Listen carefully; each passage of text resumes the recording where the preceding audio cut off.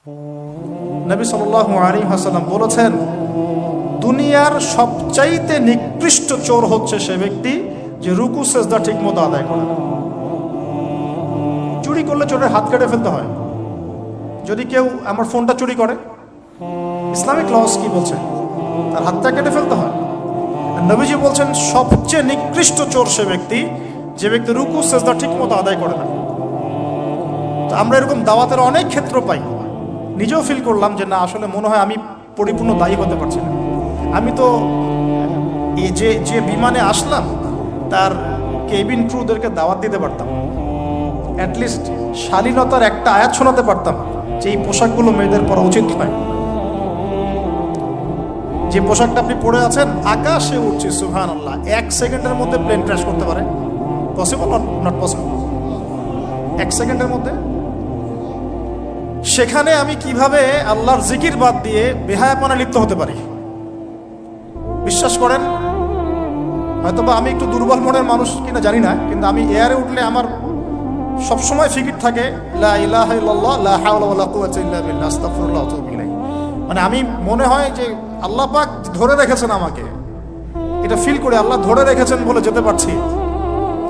ওখানে আমরা কিভাবে নগ্নতা প্রদর্শনী করতে পারি, কিভাবে করতে পারি? তো দাওয়াতের অনেক ক্ষেত্র সামনে আসে।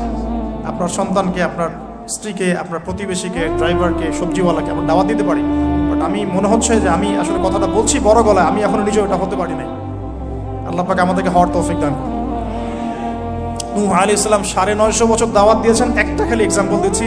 তিনি সূরা নূহের মধ্যে আল্লাহ পাক বলেছেন, নূহ আলাইহিস সালাম আল্লাহকে বলছেন, রব্বি, হে আমার রব, ইন্নী দাআউতু কওমি লাইলা ওয়া নাহারা, আমি আমার এই কওমকে প্রতিদিন প্রতি রাত দাওয়াত দিয়েছি। সুবহানাল্লাহ, প্রতিদিন প্রতি রাত। আজকে এসেছি, হয়তো 2-3 মাস পরে আপনাদের এখানে আবার আসতে পারি। প্রতিদিন প্রতি রাত কিন্তু আমি দাওয়াতি কাজ করতে পারছি না, আমরা কেউই করছি না। নূহ আলাইহিস সালাম বলছেন, আমি বিনা আজর, কোনো আজর ছাড়াই, কোনো স্বার্থ ছাড়াই, আল্লাহ, আমি আমার কওমকে দিন রাত দাওয়াত দিয়েছি। ওয়ালাম ইয়াজিদহুম দুআই ইল্লা ফিরারা। যখনই দাওয়াত দিয়েছি, আমার দাওয়াত শুনে তারা খালি পৃষ্ঠ প্রদর্শন করেছে। কেউ মাথা ঢেকে ফেলেছে, কেউ মুখ কান বন্ধ করেছে, কেউ আমাকে পাগল বলেছে, মজনুন বলেছে। এমনকি তিনি যখন নৌকা বানাচ্ছেন আল্লাহ পাকের আদেশে, মানুষ পাশ দিয়ে হেঁটে যায় আর টিটকারি করে, কবে মরুভূমিতে নৌকা চলবে? নূহ, তোমার এই নৌকা মরুভূমিতে চলবে কবে? মানুষ টিটকারি মারে। তো এখনো দেখবেন স্ক্যাটোলজিক্যাল কথা বললে, আখিরুজ্জামানে কথা বলে অনেকেই মজা নেয়। কবে আসবে ক্যাশলেস সোসাইটি? বললাম তো চলে আসছে। কবে আসবে মালহামা? বলছি চলে আসবে। কবে আসবে বড় বড় ভূমিকম্প? আসছে, সবর করেন। তো নূহ আলাইহিস সালামের জীবন থেকে শিক্ষা আমরা দাওয়াত দিব। আমরা ফার্স্ট অফ অল জ্ঞান অর্জন করব, ক্লাসিক্যাল সিলেবাস পড়াশোনা করব, ওলামায়ে কেরামের সাথে সোহবত রাখবো এবং দাওয়াতি কাজ করবো ইনশাআল্লাহ। এবং এখানে আমরা মধ্যমপন্থী থাকবো, নট চরমপন্থা, নট শৈথিলতাবাদ। নূহ আলাইহিস সালামের জীবন থেকে আরো দাওয়াত, দিন রাত দাওয়াতের মেহনত করা, দিন রাত দাওয়াতের মেহনত করা। আল্লাহ পাক আমাকে আপনাদের সবাইকে তৌফিক দান করুন। কতদিন? 950 বছর। কত বছর? 950 বছর। পুরো আব্বাসীয় খেলাফত ছিল 509 বছর কি 10 বছর মেবি। পুরো আব্বাসীয় খেলাফত 510 বছরের মতো। উমাইয়াদের ছিল 93 ইয়ার্স। আমাদের নবী সাল্লাল্লাহু আলাইহি ওয়াসাল্লামের দাওয়াতের মিশন বয়স ছিল 23 বছর। 950 বছর দাওয়াত দেওয়ার পর তাফসীরের কিতাবে এসেছে 40 or 80 ফ্যামিলিজ, এই 40 বা 80টা ফ্যামিলি ইসলাম কবুল করেছে। তার মানে এখানে শিক্ষা, এক্সট্রাঅর্ডিনারি মুসলিম হতে হলে দাওয়াতের মেহনতে হতাশ হওয়া যাবে না, লেগে থাকতে হবে, লম্বা সময় ধরে দাওয়াত দিতে হবে। আল্লাহ পাক আমাকে আপনাদের সবাইকে লম্বা সময় ধরে বিশ্বে দাওয়াতি কাজ করার তৌফিক দান করুন। আর সামনে যাই। নিজের ছেলে ইসলাম কবুল করে নাই নূহ আলাইহিস সালামের, নিজের স্ত্রী ইসলাম কবুল করে নাই। তার মানে আমাদের ফ্যামিলিগুলো এমন হতে পারে যে ফ্যামিলি নিজের ছেলে কথা শুনছে না, নিজের স্ত্রী কথা শুনছে না। পরোয়া করতে হবে না, তাদের পরোয়া করতে হবে না, শুধু দাওয়াত দিতে হবে। সেই অবস্থা লূত আলাইহিস সালামেরও, তারও স্ত্রী ইসলাম কবুল করছে না। আল্লাহ পাক তাদেরকে ধ্বংস করেছেন, নূহ আলাইহিস সালাম লূত আলাইহিস সালামকে উদ্ধার করেছেন। এখানে আমরা আমাদের দিনী বোনদেরকে রিকোয়েস্ট করব, আপনারা সবাই আপনাদের ফ্যামিলিতে খাদিজা রাদিয়াল্লাহু আনহা, আয়েশা রাদিয়াল্লাহু আনহা রোল প্লে করেন। নূহ আলাইহিস সালাম আর লূত আলাইহিস সালামের স্ত্রী রোল প্লে করবেন না। আনফর্চুনেটলি এখনকার যে বিজি সিটিসগুলো, মানে যেগুলো আমরা বলি বস্তুবাদী শহরগুলো, ফ্যামিলিগুলো দিন দিন ক্রাশ করছে। সম্পর্কের টানাপোড়া, বিচ্ছেদ, ডিভোর্সড, আকীদা আদর্শের মিল নাই, স্বামী ইসলাম প্র্যাকটিস করলে স্ত্রীর সমস্যা, স্ত্রী প্র্যাকটিস করলে স্বামীর সমস্যা। এই প্রবলেমসগুলো আমাদেরকেই সলভ করতে হবে। আল্লাহ পাক আমাদেরকে সবর করার তৌফিক দান করুন। পারিবারিক তালিমটা খুব বেশি ইম্পর্টেন্ট। পরিবারের তালিম চালু করা উচিত। পরিবারে কোরআন এবং হাদিসের কিতাবগুলো থেকে দার্সের ব্যবস্থা করা উচিত এবং সপরিবারেই ওলামায়ে কেরামদের সাথে পরামর্শ করে চলা উচিত। ইনশাআল্লাহ ভালো হবে। আল্লাহ পাক তৌফিক দান করুন। নূহ আলাইহিস সালামের আরেকটা কথা বলে শেষ করি। শেষে যখন নৌকা ডুবছে, তিনি তার ছেলেকে তখনও পিতৃস্নেহে ডাকছেন, নৌকায় আসো বাবা। ছেলে বলছে যে আমি পাহাড়ে উঠে যাব, ইয়াসিমুনি মিনাল মা, এই পাহাড় আমাকে পানি থেকে বাঁচাবে। নূহ আলাইহিস সালাম বলছেন, আল্লাহ তুমি আমার ছেলেকে বাঁচাও, ইন্নাহু মিন আহলি, সে আমার পরিবারের একজন। আমরা বলি না আমাদের সন্তানদের ক্ষেত্রে, আল্লাহ পাক বলছেন লাইসা মিন আহলিক, সে তোমার পরিবারের কেউ না। এখানে একটু হার্ড লাইনে যেতে হবে আমাদেরকে। অনেক সময় আমরা আমাদের ফ্যামিলির মধ্যে এমন কিছু মানুষকে পাই যারা টোটালি ইসলামকে ডিসকারেজ করেন, অস্বীকার করেন, নাস্তিকতায় লিপ্ত থাকেন, ইসলামের বেসিক ফান্ডামেন্টালগুলোকে ডিনাই করেন। এই ব্যাপারে কঠোর হওয়া উচিত। আল্লাহ পাক আমাদেরকে বোঝার তৌফিক দান করুন। পাতা উল্টালে এরপর একজন নবীর নাম আসে না, আসে একজন নেতার নাম। মুসা আলাইহিস সালামকে আল্লাহ পাক একটা বিজয় অভিযান দিয়েছিলেন বাইতুল মাকদাস, অনেকে বলেন মাকদিস, আমাদের দি স্টেট অফ ইসরায়েল যেটা দখল করে আছে আর কি। এটা নিয়ে তো অনেক বলেছি আগে, আজকে আর বলছি না। পৃথিবীতে সবচেয়ে বড় জালেম সভ্যতা যদি কেউ থেকে থাকে, এটা সেটা। এর চেয়ে বড় জালেম আমি আমার জীবনে কখনো দেখি নাই, ইতিহাসে পড়িও নাই, কোনোদিনও পড়ি নাই। নির্মমভাবে দিনের পর দিন, মাসের পর মাস নয়, বছরের পর বছর নির্যাতনের স্টিম রোলার চালাচ্ছে। বিশ্ববাসী তাকিয়ে তাকিয়ে দেখছে, কারো কিচ্ছু বলার নাই, যেন কারো কিচ্ছু করার নাই। এই জায়গায় বিজয় অভিযানে পাঠানো হচ্ছে মুসা আলাইহিস সালামকে, কিন্তু তিনি তার কওমের জন্য একজন নেতা নির্বাচন করছেন। তার কওম বলছে আমাদেরকে একজন নেতা দিন, যার আন্ডারে থেকে আমরা আমালেকা সম্প্রদায়ের বিরুদ্ধে যুদ্ধ করব। এখন মুসা আলাইহিস সালাম বলছেন, আল্লাহ পাক যদি কোনো নেতা দেন, তোমরা যদি আবার পালানো শুরু করো। কারণ বনু ইসরায়েল সম্পর্কে তার খুব মারাত্মক কিছু অভিজ্ঞতা আছে। ফেরাউনের কবল থেকে মুক্তি পাওয়ার পরে বাছুর পূজা শুরু করেছে। তোমরা তো এই আদেশ আসলে পিছনে পালানো শুরু করবা। তারা বলল, না আমরা পালাবো না, আমরা অবশ্যই সামনে অগ্রসর হব। কেন পালাবো? আমাদের জান মাল দিয়ে আমরা প্রয়োজনে ফাইট করব এবং আমরা আমাদের স্ত্রী সন্তানদেরকে রক্ষা করব। আমাদের বাড়িঘর তারা লুটপাট করছে, আমরা ওদেরকে প্রতিহত করব। অনেক কথা বলেছে, সূরা বাকারাতেই পাবেন আপনি ইনশাআল্লাহ। তো আল্লাহ রাব্বুল আলামিন একজন ব্যক্তিকে সেখানে নেতৃত্ব দিলেন, তার নাম তালুত। কি নাম ভাইয়া? তালুত। এবং তালুতের আন্ডারে যুদ্ধ করছেন একজন ছোট বলছি কারণ তখন তার বয়স 12 থেকে 14 বছর। তিনি পরবর্তীতে নবী হয়েছেন, তার নাম দাউদ আলাইহিস সালাম। এই তালুত সম্পর্কে কি নসিহত, কেন এক্সট্রাঅর্ডিনারি মুসলিম হওয়ার সাথে কি সম্পর্ক? কোরআনের পাতা উল্টালে তালুত সম্পর্কে দুটো কথা পাওয়া যায়। বনু ইসরাইল বলছেন যে তালুত নেতৃত্বের যোগ্য নয়, তার তো সম্পদ নাই, তার তো খ্যাতি নাই। আমরা তো এটাই বলি, নেতৃত্ব কখন আসে? খ্যাতি আছে আপনার, আপনি নেতা হওয়ার যোগ্য, সম্পদ আছে, আপনি নেতা হওয়ার যোগ্য। আমাদের থটসটা এরকম, এটা বনু ইসরায়েলের ইহুদিদের থটস, ঠিক আছে? কিন্তু আল্লাহ পাক বলছেন, সূরা বাকারাতে আছে যে আল্লাহ রাব্বুল আলামিন তাকে দিয়েছেন বাসতাতান ফিল জিসমি ওয়াল ইলম। তালুতকে আমি নেতৃত্ব দিয়েছি কারণ তালুতকে আমি আল্লাহ দুটো নিয়ামত দিয়েছি। এক হচ্ছে শারীরিক ফিজিক্যাল শক্তি এবং সুস্থতা এবং জ্ঞানের প্রজ্ঞার পারদর্শিতা। তাহলে নেতৃত্বের দুটো গুণ পেলাম, প্রজ্ঞা, জ্ঞান এবং শারীরিক সুস্থতা, শক্তি। এক্সট্রাঅর্ডিনারি মুসলিম হতে হলে আমাদের সবাইকে সুস্থ থাকতে হবে, ফিজিক্যালি স্ট্রং থাকতে হবে। এটার জন্য এখনকার লাইফস্টাইল ত্যাগ করতে হবে। You have to change your food habits and lifestyle. আমাদেরকে এক্সট্রাঅর্ডিনারি মুসলিম হতে হলে অবশ্যই ফিজিক্যালি ফিট থাকতে হবে। তালুতকে আল্লাহ পাক ফিটনেস দিয়েছেন, আর ফিটনেস কীভাবে আমরা রক্ষা করবো আমরা বুঝবো। এটা খাওয়ার দাওয়ার, ঘুমানো, স্পেশালি ঘুমানো, ঘুম থেকে ওঠা, ফজরের পরের জগিং, প্রয়োজনে জিম এবং ফুড হ্যাবিট চেঞ্জ করা। রাসূল সাল্লাল্লাহু আলাইহি ওয়াসাল্লামের প্রফেটিক লাইফস্টাইল ফলো করলে ইনশাআল্লাহ আমরা সুস্থ থাকবো। আল্লাহ পাক আমাদের সবাইকে, আমি সহ আপনাদের সবাইকে আল্লাহ পাক সুস্থতার নিয়ামত দান করুন এবং আল্লাহ পাক আমাদের সবাইকে দীর্ঘ নেক হায়াত দারাজ করুন।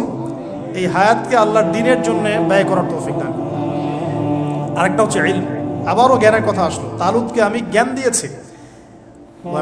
ইউতাল হিকমা, আল্লাহ পাক বলছেন যে ওয়ামা ইউতাল হিকমাতা ফাকাদ উতিয়া খায়রান কাসীরা, যাকে প্রজ্ঞা দেয়া হয়েছে তাকে প্রচুর প্রচুর প্রচুর কল্যাণ দেওয়া হয়েছে।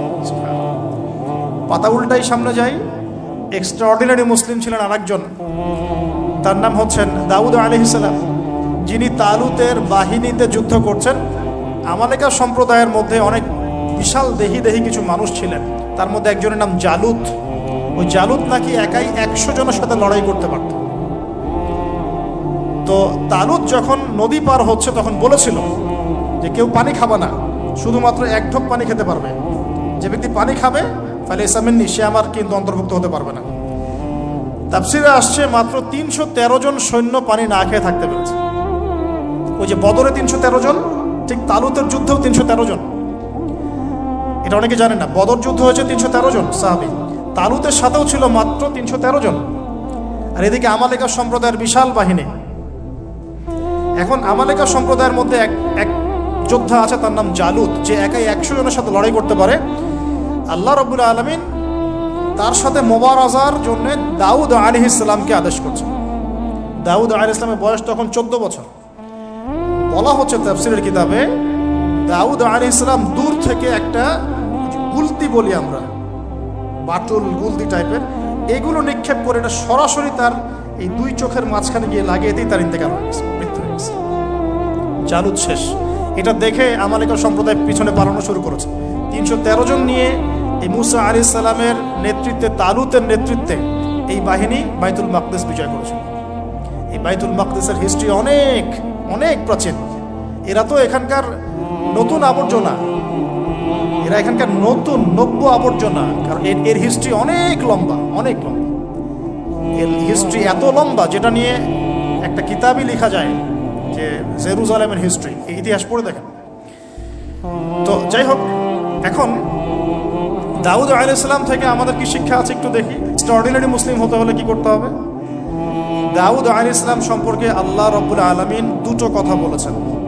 এক, আল্লাহ রাব্বুল আলামিনের কাছে দাউদ আলাইহিস সালামের নামাজ অনেক অনেক বেশি পছন্দের ছিল এবং আল্লাহ রাব্বুল আলামিন দাউদ আলাইহিস সালামের রোজাটা অনেক বেশি পছন্দ করতেন।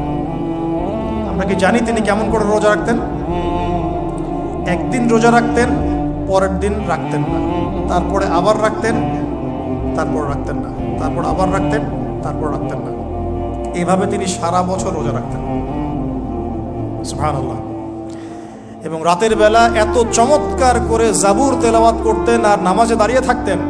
তার এই জাবুরের তেলাওয়াত শুনতে পাখি, অনেক তাফসীরে আসছে পাখি, মাছ, অন্যান্য প্রাণী, তারা এসে চুপ করে বসে তার তেলাওয়াত শুনত।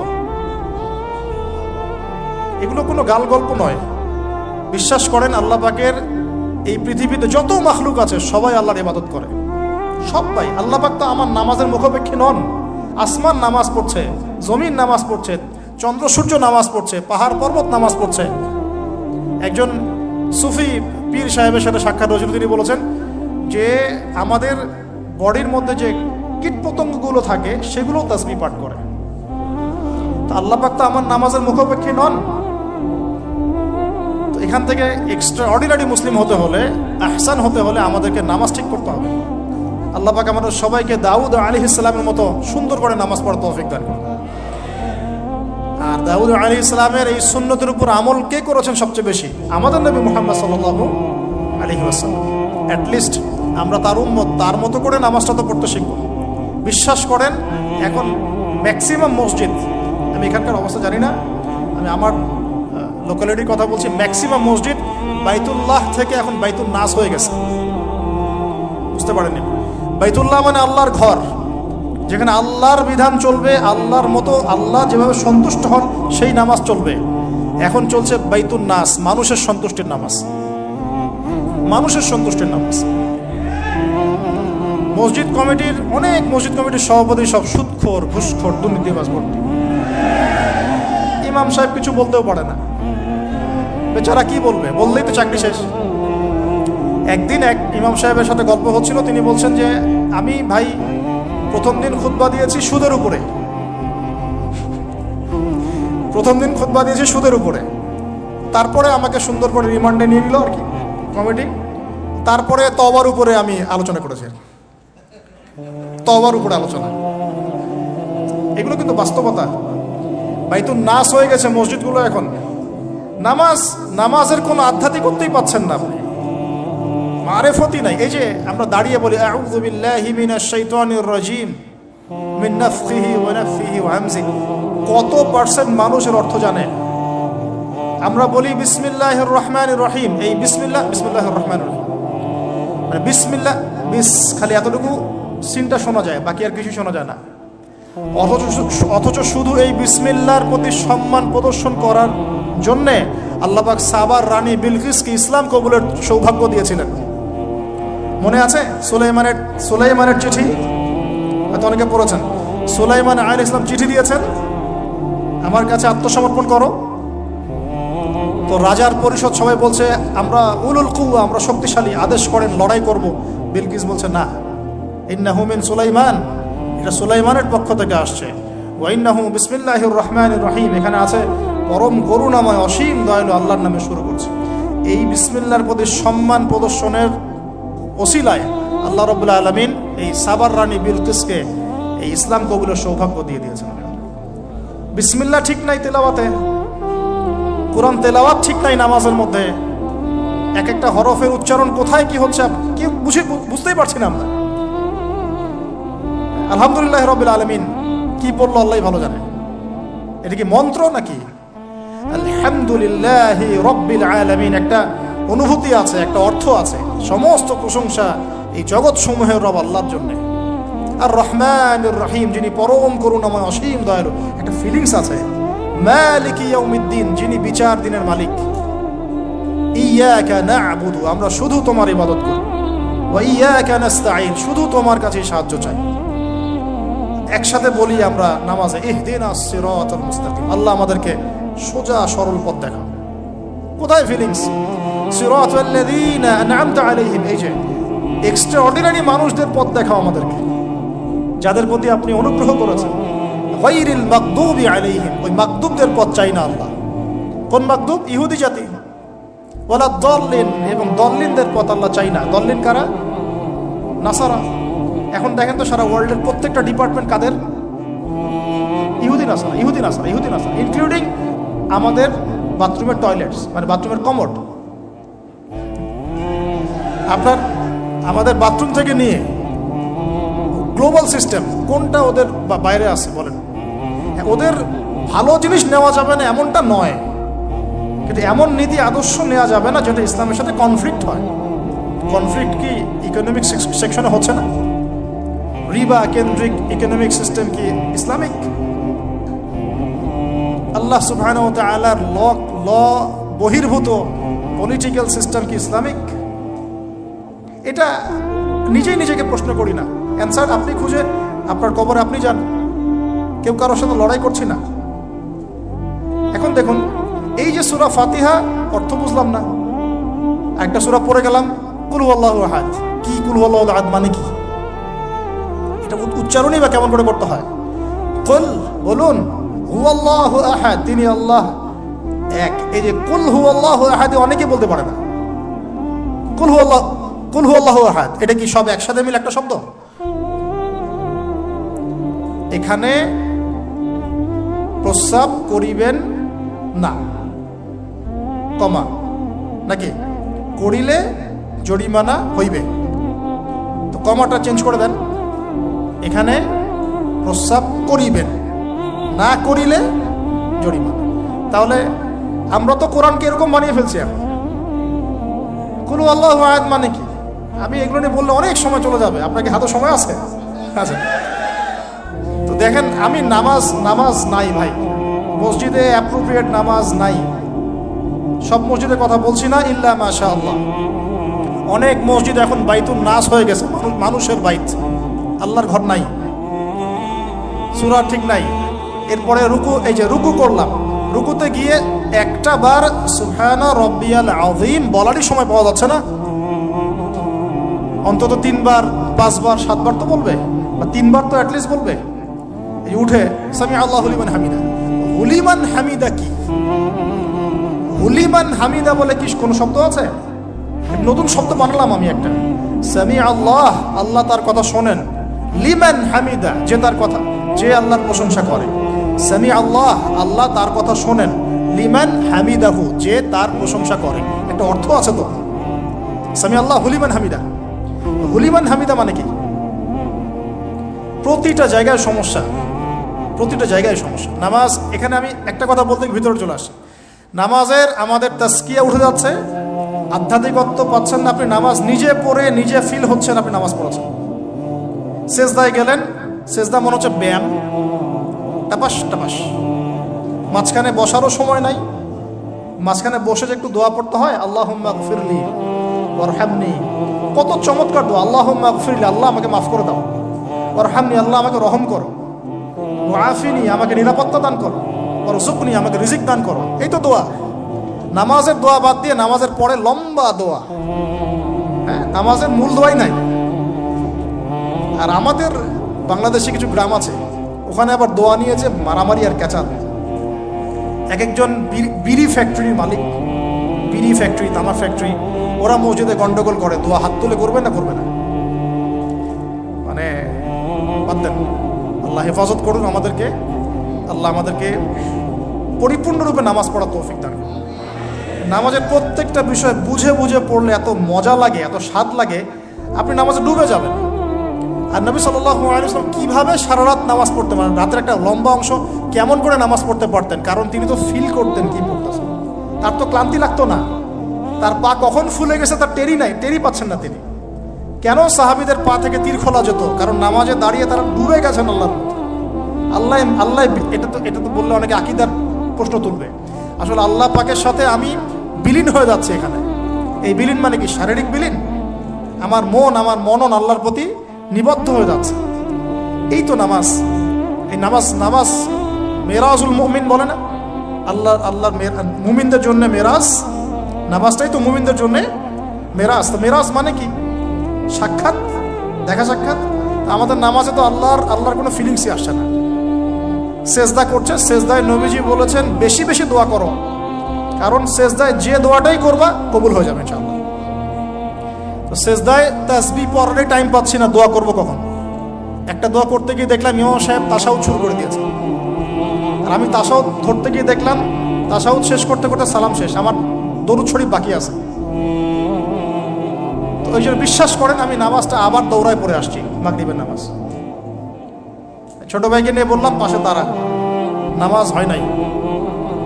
কেন হয় নাই? রুকু সেজদা করতে পারি নাই। নামাজ হবে কিভাবে? এক ওয়াক্ত নামাজ চলে গেল, এই এক ওয়াক্ত নামাজ কি আমার জীবন আবার ফিরে আসবে কিনা? আর আপনারাই বলেন তো, কিয়ামতের মাঠে সবচেয়ে প্রথম কোন আমলের হিসাব হবে? আমার এই বড় বড় কথা, দিন কায়েম, জিহাদ, এই সেই, হাবি জাবি, অনেক বড় বড় কথা, নামাজ ঠিক নাই, কি হবে? ফায়দা আছে কোনো? এই জিনিসটা যদি আমাদের সমাজ থেকে আস্তে আস্তে বিদায় নিতে থাকে তাহলে তো সমস্যা। আল্লাহ পাক আমাদের সবাইকে পরিপূর্ণ নামাজি হওয়ার তৌফিক দান করুন। একটা কথা বলতে গিয়ে অনেক ভিতরে চলে আসলাম। দাউদ আলাইহিস সালামের নামাজ আল্লাহর কাছে অনেক প্রিয় ছিল, আর তার সওম রোজা আল্লাহর কাছে অনেক প্রিয় ছিল। আমাদের সবাইকে আল্লাহ পাক এই মহামানবের জীবন থেকে নামাজ শেখার তৌফিক দান করুন, রোজা রাখার তৌফিক দান করুন, এবং কোরআন, তিনি জাবুর তেলাওয়াত করতেন, এত মধুর সুরে তেলাওয়াত করতেন, পাখি এসে তার তেলাওয়াত শুনতো, মাছ এসে তেলাওয়াত শুনতো। আমাদের তেলাওয়াত তো মাশাআল্লাহ করলে মানুষ বিরক্ত হচ্ছে, আমাদের তেলাওয়াত শুনে মানুষ বিরক্ত হচ্ছে। তো আল্লাহর ওয়াস্তে আমি একটু রিকোয়েস্ট করি সবাইকে, আল্লাহর ওয়াস্তে আপনারা সবাই বিশুদ্ধ করে তার তিলের সাথে কোরআন তেলাওয়াত করা শিখবেন। 1 বছর সময় লাগে লাগুক, 2 বছর লাগে লাগুক, 3 বছর লাগে লাগুক, তিনি নিজে 7 জন ওস্তাদের কাছে কোরআন তেলাওয়াত করা শিখেছেন। এর কোনো শেষ নাই। চমৎকার করে সুন্দর করে মাধুর্যের সাথে কোরআন তেলাওয়াত করা শিখুন। আল্লাহ পাক আমাদের সবাইকে ডেইলি অন্তত 1 পারা করে তেলাওয়াত করার তৌফিক দান। এতে ইনশাল্লাহ জীবনে বরকত হবে, হায়াতে বরকত হবে, রিজিকে বরকত হবে, আল্লাহর সাথে কানেকশন থাকবে, কোরআনের সাথে আপনার সম্পর্ক থাকবে। কোরআন কালকে আমাদের আপনার পক্ষে সাক্ষী দিবে। আল কোরআন হুজ্জাতুল লাকা ওয়া আলাইহি, কোরআন আপনার পক্ষে সাক্ষী দিবে বা বিপক্ষে সাক্ষী দিবে। আল্লাহ রাসূল বলেন লা হাসাদা ইল্লা ইসনাতাইন, 2 জন ব্যক্তি ছাড়া কারো প্রতি ঈর্ষা করা জায়েজ নাই। 1 রাজুলুন আতাহুল্লাহুল কোরআন, এমন একজন ব্যক্তি যাকে আল্লাহ পাক কোরআন দিয়েছেন, সুবহানাল্লাহ। ইয়াকুমু বিহি আনা আল-লাইল ওয়া আনা আন-নাহার, যে কোরআন কেন্দ্রিক, সে দিনের বেলা আমল করে, রাতে তাহাজ্জুদের নামাজ পড়ে। আরেকজন ব্যক্তি রাজুলুন আতাহুল্লাহু মালান, একজন ব্যক্তি যাকে আল্লাহ পাক সম্পদ দিয়েছেন, ইউনফিকু বিহি আনা আল-লাইল ওয়া আনা আন-নাহার, এই টাকা পয়সা মাল সম্পদ ইসলামের জন্য সে দিন রাত খরচ করে। এই 2 ব্যক্তি ছাড়া অন্য কারো প্রতি ঈর্ষা করা যায় না। আর এগুলো হাদিস তো অনেক শুনেছেন, প্রত্যেক হরফে 10 নেকি করে পাবেন। কোরআন আপনার পক্ষে সাক্ষী দিবে। সূরা বাকারা, যে ঘরে তেলাওয়াত করা হয় সূরা বাকারা, শয়তান সেই ঘর থেকে দূর দূর করে পালিয়ে যাবে। সূরা আলী ইমরানের শেষের 10 আয়াত মুখস্থ করবেন, সূরা বাকারার শেষের 3টা আয়াত মুখস্থ করবেন, সূরা হাশরের শেষের 3টা-4টা আয়াত মুখস্থ করবেন, সূরা কাহাফের প্রথম 10টা আয়াত মুখস্থ করবেন, সূরা কাহাফের শেষের 10টা আয়াত মুখস্থ করবেন। এরকম অনেকগুলো সূরা আছে, সূরা ফালাক, নাস, ইখলাস, সূরা ফালাক, নাস, ইখলাস, কাফিরুন ইত্যাদি। দাউদ আলাইহিস সালামের কথা শুনলাম, আরেকজন মহামানব। আর কয়েকজনের কথা জাস্ট সংক্ষিপ্ত করে টাচ করে শেষ করে দিচ্ছি। তার ছেলে সুলাইমান আলাইহিস সালাম, নাম শুনেছি তো? আল্লাহ পাক তাকে জিন জাতির উপর কর্তৃত্ব দিয়েছিলেন, বাতাসের উপর কর্তৃত্ব, তার আংটিতে, তার লাঠি, সিংহাসন, এক কথায় তাকে আল্লাহ পাক এত বড় রাজত্ব দিয়েছেন যেটা আল্লাহ পাক এর আগেও কাউকে দেন নাই, পরেও কাউকে দেন নাই। এখান থেকে আমরা শিখছি শক্তিশালী মুসলিম হওয়ার একটা নসিহত, শক্তিশালী মুসলিম হওয়া। তা আমাদের সবাইকে শক্তিশালী মুসলিম হওয়ার চেষ্টা করতে হবে, আল্লাহ পাক তৌফিক দান। এই শক্তি গেইন করার চেষ্টা করতে হবে, আল্লাহ পাক তৌফিক দান। দুর্বল মুমিনের চাইতে শক্তিশালী মুমিন আল্লাহর কাছে বেশি পছন্দের।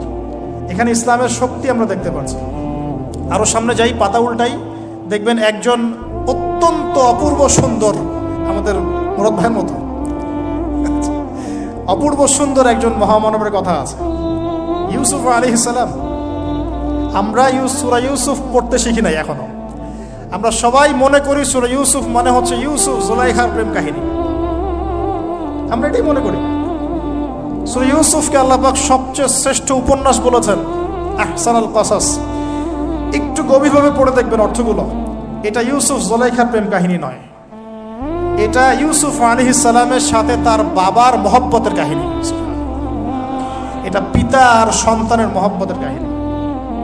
এত মহব্বত যে সন্তান 20 বছর আগে হারিয়ে গেছে, যে সন্তান কূপ থেকে রাজপ্রাসাদে, রাজপ্রাসাদ থেকে জেলখানায়, জেলখানা থেকে আবার মিশরের গভর্নমেন্ট মানে পলিটিক্যাল পাওয়ার এসেছেন।